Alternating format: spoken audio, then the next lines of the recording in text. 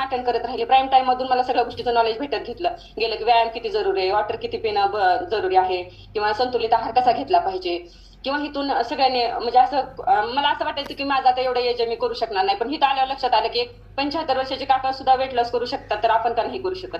ह्या सगळ्या गोष्टी माझ्या अगोदर त्या महिन्यामध्ये क्लिअर झाल्या आणि तिथून मग मला आत्मविश्वास आला. आणि मग तिथून माझी खरी जर्नी 1 महिन्यानंतर खरी जर्नी सुरू झाली. आणि मग परत नंतर मी मॅडमने सांगितल्याप्रमाणे 2 टाइम्स एक दुपारी लंच असं करत करत सगळं व्यवस्थित फॉलो करत मी पहिल्या मॅरेथॉन मध्ये 8.5 किलो वजन कमी केलं. म्हणजे माझ्या सगळ्या चारही पिलर व्यवस्थित झाल्यामुळं मला ह्या सगळ्या गोष्टी एवढा रिझल्ट घ्यायला फरक पडला. तर माझं एचबी लेवल पण खूप कमी होतं, एचबी लेवल पण आता वाढलाय.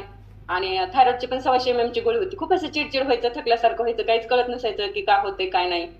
तर ते पण कव्हर झालं. म्हणजे इथं आल्यावर मला चांगल्या सगळ्या सवयी लागल्या, काय खायला पाहिजे, हेल्दी कोणतं खाणं आहे, किंवा आपण पहिलं कसं अनहेल्दी सगळ्या गोष्टी खात होतो पण लक्षात येत नसायचं, चहा पिणं किंवा त्याच्यावर बेकरी प्रोडक्ट खाणं, हे सारं चुकीचं होतं. आणि त्यामुळेच ती माझी तब्येत असं खालवत गेली होती. वरून तर दिसायला मी छान असं सगळ्यांना भारदस्त दिसायचे, परंतु आतून मला असं खूप फिटनेसपणा वगैरे येत होता, थकल्यासारखं व्हायचं. कारण एचबी लेवल हमेशा कारण एचबी वाढण्यासारखे आयटम मी खातच नसायचे.